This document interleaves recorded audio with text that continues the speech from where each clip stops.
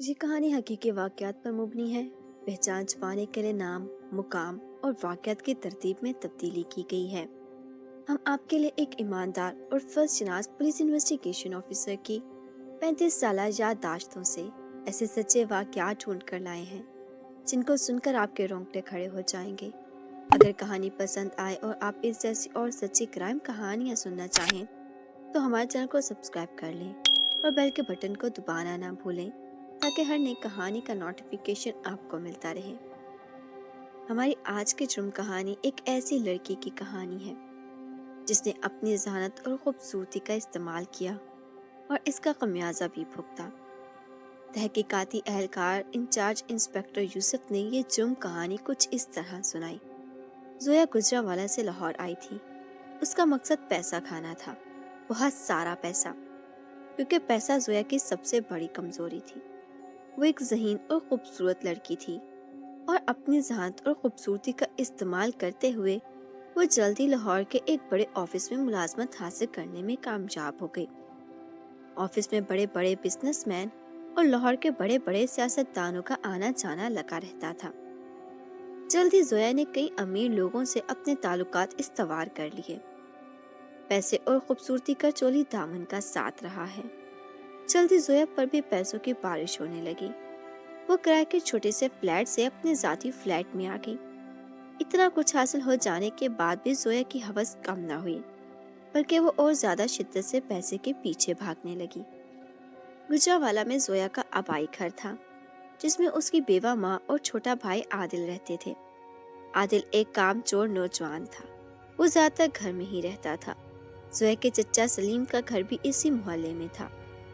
لاہور آ کر زویا کے طور طریقے اور لباس سب بدل گیا تھا۔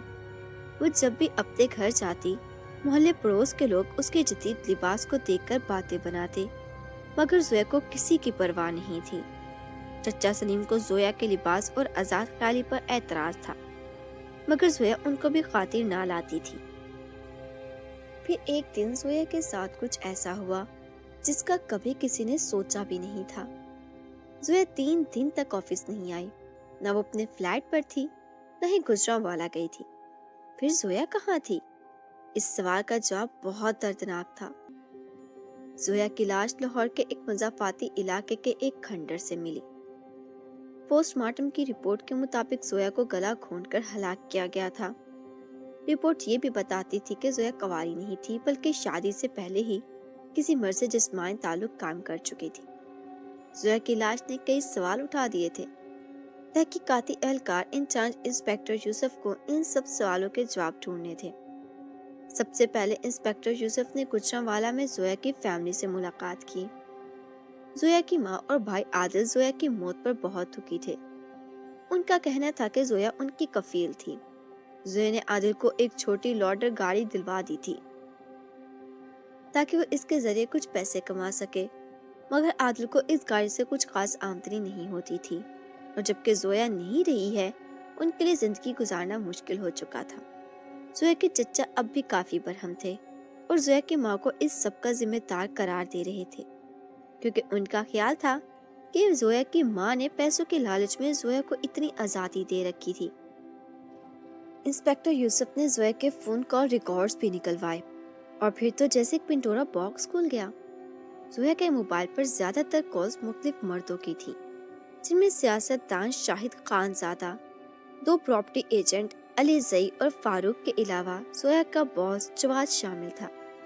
سب سے پہلے انسپکٹر یوسف نے پراپرٹی ایجنٹ علی زئی سے پوچھ گچھ کی۔ علی زئی نے جو انکشاف کیے وہ کافی حیران کن تھے۔ علی زئی نے بتایا کہ زویا اس کی مدد سے اپنا آبائی گھر بیچنا چاہتی تھی۔ وہ چاہتی تھی کہ آبائی گھر اور اپنا فلیٹ بیچ کر کسی پوش ایریا میں بنگلہ خرید لے، مگر اس کی ماں اور چچا سلیم اس کے خلاف تھے، اور اسی بات پر اس کا اپنے چچا سے جھگڑا بھی ہوا تھا۔ دوسرے پراپرٹی ایجنٹ فاروق نے بتایا کہ زویا نے اپنے آبائی گھر کو فروخت کرنے کا ارادہ ظاہر کر کے فاروق سے ایک بڑی رقم ادھار لی تھی، اور اب وہ ادھار واپس کرنے سے انکاری تھی۔ وہ فاروق کو دھمکیاں دے رہی تھی کہ اس پر ریپ کا الزام لگا کر جیل بھجوا دے گی۔ سیاستدان شاہد خان زادہ نے انسپکٹر یوسف کو بتایا کہ زویا ان کے بیٹے ہاشم کے ساتھ تعلق میں تھی۔ وہ ہاشم کو اپنے فلیٹ پر بلاتی تھی اور اپنے جسم کو استعمال کر کے ہاشم کو لوٹ رہی تھی۔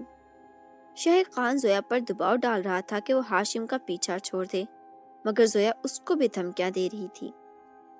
زویا کے باس جواد کے انکشاف نے تو انسپیکٹر یوسف کو بھی حیران کر دیا تھا۔ جواد کے مطابق اس نے بھی زویا کے ساتھ کچھ وقت اس فلیٹ پر گزارا تھا۔ جس دوران زویا کی ادائیں دیکھ کر جواد خود پر قابو نہ رکھ پایا اور زویا سے فزیکل ہو گیا۔ اس کے بعد سے زویا جواد کو بھی بلیک میل کر رہی تھی اور اس نے بڑی بڑی رقم کا مطالبہ کر رہی تھی۔ جواد کے علاوہ آفس کے دیگر افسران سے بھی زویا کے تعلقات تھے اور وہ چاروں طرف سے پیسہ سمیٹ رہی تھی۔ انسپیکٹر یوسف زویا کی دیدہ دلیری پر حیران تھے۔ کس طرح ایک لڑکی اتنے لوگوں کو ٹکنی کا ناچ نچا رہی تھی؟ پیسے کی ہوس نے زویا کو اندھا کر دیا تھا۔ انسپیکٹر یوسف نے مشکوک افراد کی جو فہرست بنائی وہ کافی طویل تھی۔ انسپیکٹر یوسف نے زویا کے گھر کی تلاشی لی اور وہاں سے جو انکشافات ہوئے انہوں نے بڑے بڑوں کی عقل کو دنگ کر دیا۔ زویا کا فلیٹ ایک ایسی عمارت میں تھا جس کی عام شہرت اچھی نہ تھی۔ خیال کیا جاتا تھا کہ وہاں زیادہ تر جسم فروش عورتوں کے فلیٹ تھے۔ بلڈنگ کے مین گیٹ پر کوئی سی سی ٹی وی کیمرہ نہیں تھا، مگر زویا نے کچھ اس طرح سی سی ٹی وی کا انتظام کیا ہوا تھا کہ اس کے پاس آنے والوں کو گمان تک نہ تھا۔ زویا نے اپنے بیڈ روم میں مختلف اینگل سے خفیہ کیمرے لگائے ہوئے تھے۔ اس بیڈ روم میں کس کتنا وقت گزارا، کیا کیا حرکتیں کی، سب کا ریکارڈ اس کے پاس موجود تھا، اور اسی ریکارڈنگ کی مدد سے وہ لوگوں کو بلیک میل کر رہی تھی، اور اتنے لوگوں کو بلیک میل کر رہی تھی کہ یہ اندازہ لگانا مشکل تھا کہ ان میں کس نے زویا کو قتل کیا ہوگا۔ انسپیکٹر یوسف نے ہر مشکوک فرد کی خوب چھان پھٹک کی، تفتیش کے روایتی اور نفسیاتی سارے طریقے آزما ڈالے، مگر کسی پر بھی جرم ثابت نہ ہو سکا۔ عجیب بات تھی کہ جس لڑکی کے اتنے دشمن تھے اس کا قاتل ان دشمنوں میں سے کوئی بھی نہیں تھا۔ پھر زویا کا قاتل کون تھا؟ اس سوال کا جواب خود اپنے آپ میں ایک عجیب کہانی تھا۔ زویا کے دشمنوں کی طرف سے مایوس ہو کر انسپیکٹر یوسف زویا کے دوستوں کی چھان بین شروع کر دی، کیونکہ کوئی تھا جس کو زویا کی موت سے فائدہ ہوا تھا۔ لاہور میں زویا کی صرف ایک دوست تھی جو اس کی کولیگ بھی تھی، وہ سونیا تھی۔ سونیا نے بھی زویا کے بارے میں کئی انکشافات کیے۔ سونیا نے بتایا کہ زویا کا خواب تھا کہ اس کا ایک بڑا سا گھر ہو، اور اس خواب کو پورا کرنے کے لیے وہ ہر حد پار کرتی چلی گئی۔ سونیا نے یہ بھی بتایا کہ زویا اپنے بھائی عادل کی وجہ سے بھی کافی پریشان رہتی تھی۔ عادل بظاہر ایک سیدھا سادہ لڑکا تھا، مگر اس کو جوئے اور عورتوں کی لت تھی۔ وہ آئے دن زویا سے بڑی بڑی رقموں کا مطالبہ کرتا تھا۔ اس کے علاوہ بھی دونوں میں جھگڑے کی ایک وجہ اور تھی۔ زویا چاہتی تھی کہ آبائی گھر بیچ کر عادل اس کا موروثی حصہ اس کو دے دے اور خود گجرانوالہ میں ہی کوئی چھوٹا سا گھر یا فلیٹ لے لے، جبکہ عادل چاہتا تھا کہ زویا اس کو لاہور بلا لے۔ زویا کے فلیٹ پر اتنے لوگوں کا آنا جانا تھا کہ وہ بھائی اور ماں کو اپنے ساتھ نہیں رکھ سکتی تھی۔ انسپیکٹر یوسف کے لیے اتنا اشارہ کافی تھا۔ انہوں نے عادل کی نگرانی شروع کروا دی اور جلد ہی انہیں اس کے خلاف ایک سراغ مل گیا۔ جس دن زویا کا قتل ہوا اس دن عادل لاہور میں ہی تھا، مگر عادل نے اپنے بیان میں اس بات کا کوئی ذکر نہیں کیا۔ انسپیکٹر یوسف نے عادل کو تفتیش کے لیے گرفتار کر لیا۔ پھر تو عادل انکار کرتا رہا، مگر حوالدار کے ہاتھ سے 2 چھتر کھانے کے بعد اسے سب سچ اگل دیا۔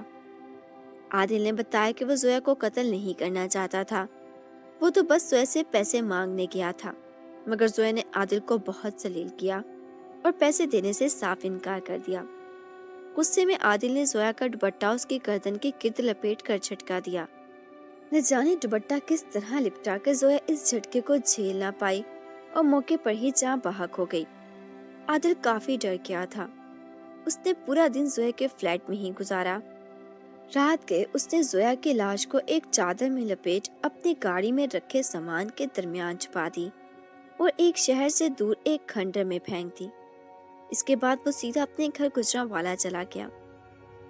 عادل کا خیال تھا کہ اس کو کسی نے آتے جاتے نہیں دیکھا، لہٰذا کسی کو اس پر شک نہیں ہوگا، مگر یہ اس کی خام خیالی تھی۔